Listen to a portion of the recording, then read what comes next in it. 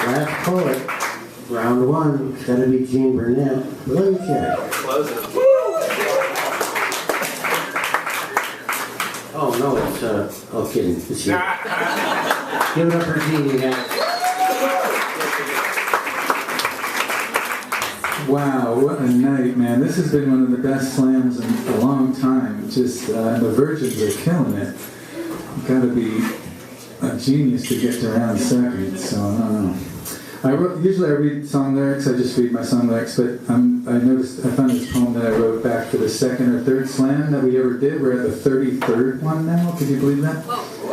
Here we go, it's called Don't Worry About Losing the Poetry Slam.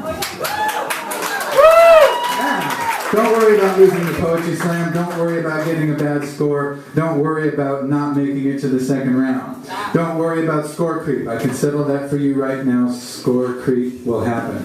People who go up early will be given more cautious scores than people who go up later. It will happen. It always does. Don't worry about it. Don't worry about judges giving better scores to performers they already like from having seen them elsewhere. Or to their friends, or friends of friends, and don't worry about the judges being more impressed by flash than true poetic beauty. Don't worry about slam masters favoring locals over out-of-towners. I can settle that all for you right now. That shit will happen. The first slam I ever went to, I won. I was just hoping to not embarrass myself, and I won $50. The next slam I went to, I didn't make it to the second round, and the kid who beat me and went on to the second round was a barely articulate little dude who was, to be honest, just a little bit smarter than a complete idiot. Then I started to strategize. I started watching the judges as they judged my competitors. I noted who gave out higher and lower scores and how easily. Sometimes I directed my poems to the judges who were more generous. And then other times I tried to win over the judges who were the most stingy.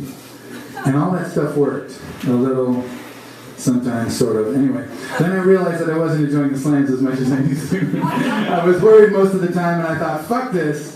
And that's when I heard the voice, the one I want to agree with if it's already happened to appear in your head, just like I do when it appears in mine. And that voice says, don't worry about losing the Poetry Slam. Don't worry about showing off, just show up.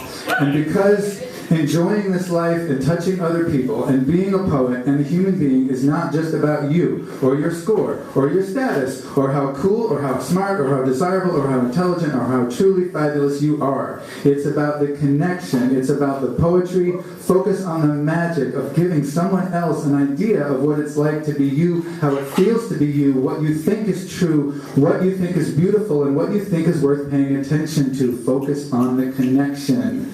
Not on how good you are connecting. Focus on the connection itself. Focus on the attempts to connect, whether you do or you don't. So look, I know you know all this. I know it too. We've heard it many times before. It's not whether you win or lose, it's how you play the game. Sometimes you win, sometimes you learn. The points are not the point. Just show up and do your best. We all know this stuff. But I know we'll still worry about losing the Poetry Slam. It's human nature. But let's also listen to that voice that says, don't worry about losing the Poetry Slam. Just show up, do your best, enjoy yourself and everybody else. Thank you.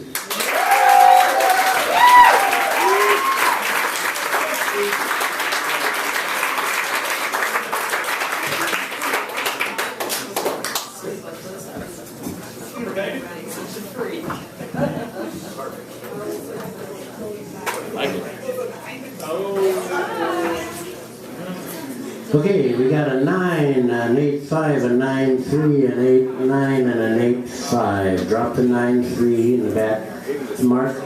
Mark, Kersey, hold it up. That's the 9, he said to drop it. No, I said drop the 9-3. And drop your 8-5, Chevy. And what we have for Gene Burnett is 8.9 plus 9.0 plus, God, I'm already off, 8.9 plus 9.0 plus 8.5. 26.4 for Mr. Gene Burnett. Give it up.